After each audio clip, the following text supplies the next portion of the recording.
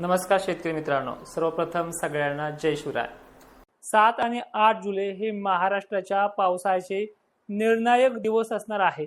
कारण की ह्या 2 दिवसांमध्ये ज्या ज्या भागांमध्ये पाणी पडेल तो खूप चांगल्या पद्धतीचा आणि पुढील पिकांना तो त्या दिवसापर्यंत टिकून ठेवणार असणार आहे।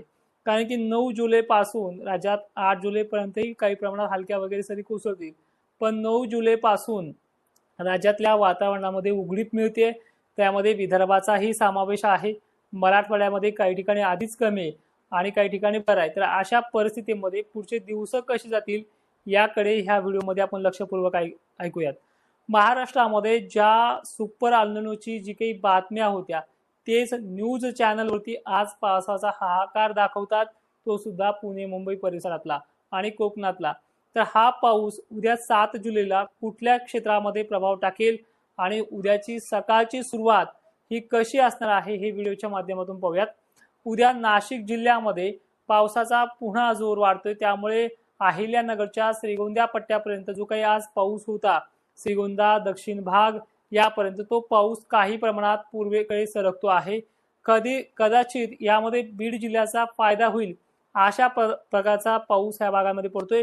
फक्त वाऱ्याने थोडी साथ द्यावी, अन्यथा त्या प्रकारचं बाष्पयुक्त ढगांची आजच्या तुलनेमध्ये उद्या दुप्पट वाढ होताना दिसते आहे। सकाळपासूनच जालना जिल्ह्यामध्ये सुद्धा घनसावंगी, अंबड, कुंभारपिंपळगाव, परतूर, मंठापासून ते देळगाव राजापर्यंत भोकरदन, शाप्रभात, बदनापूर, कन्नड, सिल्लोड, वैजापूर याचबरोबर पैठण आणि अहिल्यानगरचे सर्व तालुके यामध्ये सुद्धा 7 जुलैला सकाळपासून संततधारेला सुरुवात होणार आहे। ही संततधार किती वाजेपर्यंत राहील हे सांगणं कठीण आहे, पण दुपारपर्यंत तरी झडीचं स्वरूप महाराष्ट्रामध्ये पाहायला मिळत आहे। त्याचबरोबर उद्या काही भाग बीडचा मात्र बऱ्यापैकी सुरुवात करेल। बीडच्या जवळपास उत्तर, दक्षिण आणि पश्चिम भागांना चांगला सटकाऱ्याचा पाऊस राहणार आहे। यामध्ये 5 मिनिटं, 10 मिनिटं किंवा 20-20 मिनिटं हा पाऊस पडण्याचा शेड्यूल उद्याच्या वातावरणामध्ये स्पष्ट दिसतो आहे। आणि विशेषतः ही माहिती तुम्ही इतरही शेतकऱ्यांपर्यंत पोहोचण्याचं काम करा। 2 वर्षापासून या चॅनलवरती काम करतोय, तर ह्या चॅनलचे 100K सबस्क्रायबर पूर्ण करण्याचे मी आज वैयक्तिक तुम्हाला बोलतो आहे, ते आपल्याला करायचे आहेत। पुणे, सांगली, सोलापूर काही प्रमाणात, पण सांगली बऱ्याच ठिकाणी, पंढरपूर परिसर त्याचबरोबर सातारा परिसरामध्ये जोर वाढण्याची शक्यता दाट आहे। छत्रपती संभाजीनगरला चांगला दिलासा मिळेल, अहिल्यानगरला सुद्धा दिलासा आहे। खान्देशचे एकंदरीत सर्व जिल्हे म्हणजे धुळे, नंदुरबार, शहादा आणि जवळपास जळगावचे उत्तर, पश्चिम, दक्षिण भाग यामध्ये चांगल्या पावसाच्या रडारवरती येताना दिसत आहेत। मुंबईसह पुणे, घाटमाथा, नाशिक क्षेत्राला उद्याच्या दिवस रेड अलर्ट अशी परिस्थिती आहे। ठीक आहे, अल्निनोच्या काळामध्ये सुद्धा ही परिस्थिती पाहणं म्हणजे एक चमत्कारिक वातावरण आहे।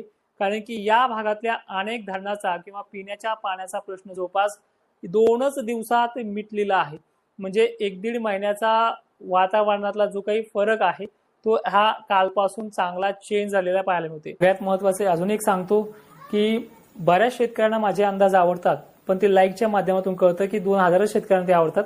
तर तुम्हाला माझे अंदाज आवडत असतील तर लाईक करा, कारण की बऱ्याच शेतकऱ्यांपर्यंत ते मेसेज पोहोचतो। आता उर्वरित भाग म्हणजे विदर्भात उद्या सुद्धा दमदार ते मध्यम स्वरूपाच्या पावसाची झड ही विदर्भाच्या बुलढाणा जिल्ह्याला, वाशिम परिसराला आणि जवळपास अकोल्याला पाहायला मिळू शकते। घटकात या भागामध्ये काही ठिकाणी सूर्यदर्शन ते मध्यम स्वरूपाचा पाऊस हा होत राहणार आहे। विदर्भाची पावसाची जी काही टायमिंग असेल ती सकाळी 1 झटका आणि दिवस मावळता 1 झटका अशा स्वरूपाची आहे। मात्र मराठवाड्याच्या एकंदरीत लातूर, नांदेड, परभणी, हिंगोली त्याचबरोबर जालना बऱ्यापैकी आहे। जालन्याबरोबर छत्रपती संभाजीनगरचा नंबर खूप चांगल्या पद्धतीने पाहायला मिळतोय। बाकी पश्चिम महाराष्ट्राचे सर्व जिल्हे दमदार ते हलक्या आणि पश्चिमी भाग मुसळधार ते जोरदार पावसाच्या रडारवरती असेल। धरण क्षेत्रामध्ये जायकवाडीचा जो उल्लेख आपण मागे केला होता, धरण क्षेत्राच्या बाबतीत जायकवाडीमध्ये आवक वाढू शकते। तर एक्झॅक्टली तुम्ही पाहताय अनेक धरणं पश्चिम महाराष्ट्रातल्या पश्चिमी भागामधली हे चांगले ओव्हरफ्लो झालेले पाहायला मिळतात। त्यामुळे उद्याच्या निर्णायक तारीख जी आहे 7 जुलै या तारखेच्या संध्याकाळपर्यंत पडणाऱ्या पावसामुळे जायकवाडीच्या धरणामध्ये काही प्रमाणात आवक वाढू शकते। ही एक पॉझिटिव्ह बातमी मराठवाड्यासाठी असणार आहे। बाकी खान्देशच्या बाबतीत पुन्हा रिपिटेशन मध्ये सांगतोय की तुम्हाला होणारच आहे, परिस्थिती तुमच्या भागाकडे सरकते आहे। आता पुढील कंडिशन कशी आहे, म्हणजे महाराष्ट्रामध्ये जवळपास 8 जुलैपर्यंत हे दमदार आणि सटकारे जरी चालले तर पुढे जवळपास 6 ते 7 दिवसाचा गॅप असणार आहे।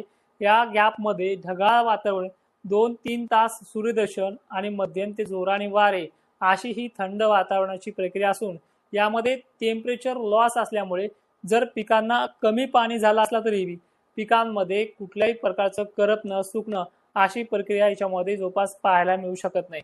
हा जो काही गॅप आहे 9 जुलै पासून स्टार्टअप होतोय, 9, 10, 11, 12, 13 ते 14 किंवा 15 तारखेपर्यंत एकंदरीत एक आठवड्याचा हा विश्रांतीचा काळ असणार आहे मान्सूनचा। याच्यामध्ये सुद्धा ढगाळ वातावरण आणि हलक्या सरी या काळामध्ये होत राहू शकतात, त्यामुळे मोठी घाबरण्याची कंडिशन नाहीये। मग पुढील टप्पा जो येतोय तो जवळपास 15-16 जुलैच्या दरम्यान रिमझिम पाऊस ते जोरदार सरींचा हा टप्पा येतोय। यावेळी दक्षिण महाराष्ट्र, मराठवाड्यामध्ये याची साथ बऱ्यापैकी पाहायला मिळते। बंगालच्या उपसागरामध्ये जे लो प्रेशर बघायला मिळते त्या लो प्रेशरचा फायदा मराठवाड्याला नाहीये, मात्र पूर्व विदर्भामध्ये त्याची छाप पडू शकते, ज्यामध्ये नागपूर जिल्हा, हिंगणघाट, वर्धा, चंद्रपूर, नांदेड, हिंगोली आणि उत्तरेकडील भाग याचा समावेश 17-18च्या पावसामध्ये वाढ होण्यासाठी आहे। पण जो पश्चिम महाराष्ट्रामध्ये जे लो प्रेशर बनलेलं होतं या काळामध्ये ते वितळल्याच्या नंतर पुन्हा अशा स्वरूपाचं लो प्रेशर 15-16ला बनून यामध्ये दक्षिण महाराष्ट्राचा आणि मराठवाड्याचा फायदा होणार आहे। आणि हा महिना जर थोडे किरकोळ जिल्हे जर आपण सोडले तर ह्या महिन्यामध्ये सापका, शिवका, रिमझिम, मध्यम अशा स्वरूपाच्याच पावसावरती हा महिना भागून घेईल। आता सप्टेंबर, ऑगस्ट, सप्टेंबरची जी काही कंडिशन आहे याबद्दल बोलूया।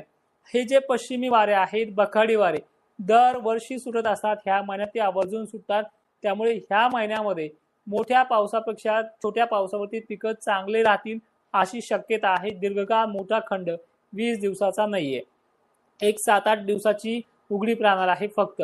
आणि त्यानंतर ऑगस्ट मध्ये टेम्परेचर वाढणार आहे।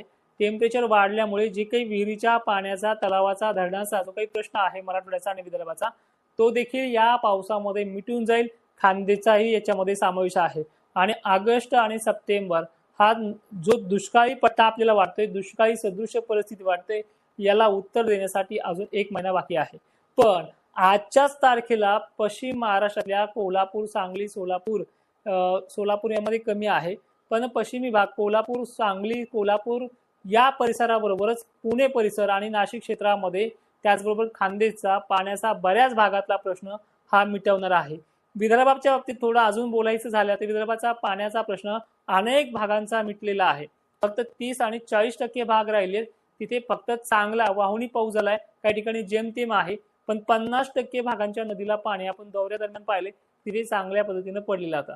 या व्हिडिओमध्ये इथेच थांबतो। माहिती शेवटपर्यंत पाहणाऱ्या शेतकऱ्यांचे धन्यवाद आणि ही माहिती सर्व शेतकऱ्यांना पाठवण्याचा प्रयत्न करा। जय शिवराय।